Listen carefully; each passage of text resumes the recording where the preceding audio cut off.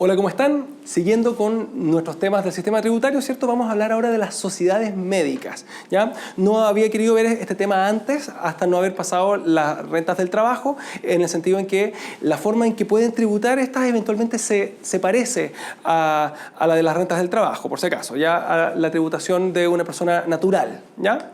Ahora, vamos a ver cuáles son sus requisitos, vamos a ver la forma en que tributan, vamos a ver cuáles son los efectos tributarios de trabajar con una sociedad médica y finalmente cuál es la tendencia actual en el sistema público respecto a la contratación de las sociedades médicas, ¿ya?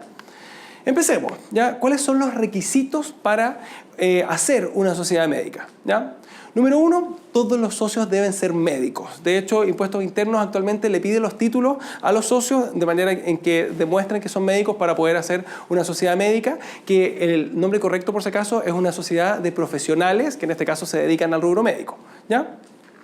Ahora, uno encuentra de repente unas sociedades médicas súper antiguas, ya que vienen con socios que no son médicos y que ahí ya quedaron, y que estaban hechas o con la señora o con alguien que era enfermero o alguna cosa así, y eventualmente sí funcionan, y uno tiene como ir a defenderlos si es que es con alguien que a lo mejor no es médico, pero que tiene un título que es universitario y que está relacionado con la salud, pero por regla general suelen ser solamente de médicos las que está aceptando la mayoría de las oficinas de impuestos internos actualmente, ¿ya? Ahora, su creación es exactamente igual a la de las otras sociedades y por regla general son sociedades de responsabilidad civil, que diga de responsabilidad limitada, perdón, o bien podrían ser sociedades por acciones. Esas son las dos formas más habituales, pero la verdad es que la ley dice que debería ser una sociedad de personas, ¿ya? Lo cual hace que las sociedades por acciones por regla general no son aceptadas porque es de acciones de capital, aunque sea una especie de sociedad mixta, sino que suelen ser sociedades de responsabilidad limitada en el 99 o en el 100% de los casos, ¿ya? Ahora, ¿podría ser otro tipo de sociedad de personas? Sí, pero insisto, son tipos obsoletos de sociedades, así que en la práctica, repito, son creadas como una sociedad de responsabilidad limitada, ¿ya? Ahora, ¿de qué forma pueden tributar? La verdad es que pueden optar, eso es como una cosa importante, ¿ya? Y pueden elegir en tributar en segunda categoría, igual que una persona natural, igual que un trabajador, ¿cierto? O bien pueden hacerlo en primera categoría, igual que la mayoría de las sociedades, ¿ya? Ahora, hablemos y recordemos un poquito de la segunda categoría, que era el de los trabajadores dependientes e independientes, pero que en el caso de las sociedades médicas tiene algunas diferencias, ¿ya? Número 1, deben omitir boletas de honorario igual, ¿ya?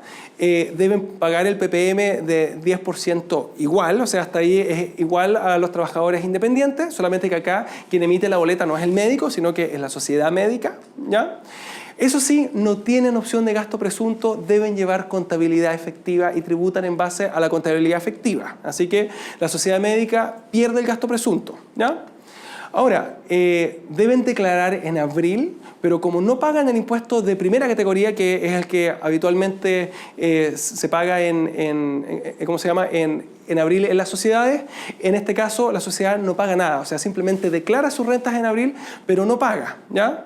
Los que sí pagan son los socios que obviamente deben pagar su impuesto global complementario, ¿ya? Y ahí uno se queda con la duda, ¿y qué pasa con los PPM del 10% que la sociedad médica estuvo pagando? Bueno, ahí hay dos opciones.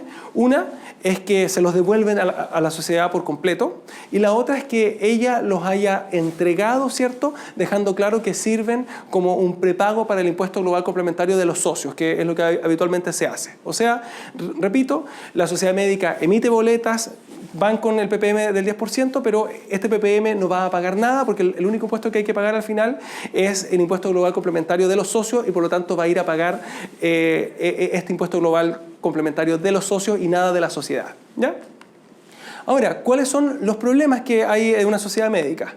Número 1, se pierde el gasto presunto, ¿ya? Y la pregunta ahí es, ¿y no nos convendrá mejor trabajar como persona natural? O sea, tú eres médico, yo soy médico, él es médico, somos los tres socios. A lo mejor el gasto presunto de los tres nos salga más a cuenta y trabajamos de manera individual. 2, ¿cuánta plata se lleva cada socio? Porque somos socios, pero yo vi muchos más pacientes que tú, ¿ya? Y eventualmente eso es injusto, porque acordamos que si nos vamos a llevar un tercio, un tercio, un tercio, pero yo estoy viendo la mitad de los pacientes y usted un 25 cada uno, eso no es justo, ¿ya? O bien tengo un socio que es súper bueno, tengo un socio que es bueno, que es inteligente, que me podría ayudar en el desarrollo de la empresa así súper bien, un ingeniero así excelente, pero no es médico, así que no lo puedo meter en una sociedad médica y en ese caso estoy obligado a hacerlo como otra sociedad o a trabajar de manera independiente, ¿ya? Hablemos ahora de la tributación en primera categoría, porque acuérdense que dijimos que las sociedades médicas podían optar entre tributar en segunda y en primera categoría. Y en este caso también dan boletas de honorarios, porque son sociedades de profesionales, solamente que son unas boletas especiales, ¿ya? En que vienen como boleta especial sin la retención del PPM, ¿ya? En el sentido en que no hay una retención del PPM del 10%, sino que se paga un PPM igual que los contribuyentes de primera categoría, o sea, de las empresas habituales, que es un 1% de las ventas y que luego se ajusta esto como un porcentaje de las ventas según lo pagado en años anteriores de impuestos de primera categoría en relación de la venta. Si eso no se entendió, no importa, pero el PPM acá es variable y es en base a las ventas que ha tenido y se empieza en un 1% y luego se ajusta eso según una fórmula que está en la ley, ¿ya? Con que se quede eso claro es suficiente, ¿ya? Ahora, tienen obligación de llevar contabilidad, pero dijimos que las sociedades médicas en general, sea que hayan optado por la tributación de segunda categoría o en primera categoría, en ambos casos deben llevar contabilidad, o sea, jamás gasto presunto, siempre el gasto efectivo, ¿ya? Tienen que declarar en abril y en este caso sí pagan el impuesto de primera categoría, que es lo que la mayoría de las sociedades hace por si acaso, ¿ya? Que habíamos dicho que si tributaba en segunda categoría en cambio no pagaba nada, ¿ya? Y los socios siempre siguen pagando el impuesto global complementario. De hecho ya hemos dicho hartas veces esto, al final el global complementario es el impuesto a la renta real, es el que le afecta el bolsillo al médico o a las personas en general, ¿ya? Ahora, ya vamos a ver el impuesto de primera categoría más en detalle en unos minutos más, por si acaso, o en unos videos más, la verdad, ¿ya? Así que tranquilo, ahí se va a entender, ¿ya? Ahora, queda esta pregunta, ¿de qué me sirve hacer una sociedad médica y tributar en primera categoría en vez de hacer una sociedad común y corriente y tributar en primera categoría? Y la respuesta es, la verdad es que no me sirve de mucho, ¿ya? Así que actualmente las sociedades médicas están cada vez más en desuso, ¿ya? En el sentido en que es más fácil hacer una sociedad común y corriente que puedo meter a otros socios y tributo en primera categoría igual y es más ordenada la forma en que vamos a llevar el tema de los honorarios, etcétera. Pero todavía hay gente que sigue tributando de esa forma, ¿ya? Ahora, ¿cuáles son las conclusiones que se pueden sacar acá? Número 1, hay que evaluar antes de hacer una sociedad médica si me conviene más trabajar como persona natural, por el gasto presunto que se pierde al hacer la sociedad, ¿ya? 2, evaluar más si me conviene una sociedad común y corriente que no me ponga las limitaciones de exigencia de título, ¿cierto? En vez de hacer una sociedad médica, ¿ya? Esa igual es algo que hay que evaluar, ¿ya? Ahora, veamos este último tema que es la tendencia en el sistema público, ¿ya? ¿Cómo funcionaba hasta hace poco y sigue funcionando así en cierta medida? Yo tengo médicos que trabajan, que están contratados en el sistema público, ya que son funcionarios públicos y que están prestando sus servicios en el sistema público en general, en los hospitales, en la urgencia, etc., ¿ya? Sin embargo, no alcanzan a resolver todo. Hay una demanda de pacientes que es mucho más alta, ¿cierto? Así que finalmente el servicio de salud lo que hace es contratar a las sociedades médicas, ¿cierto?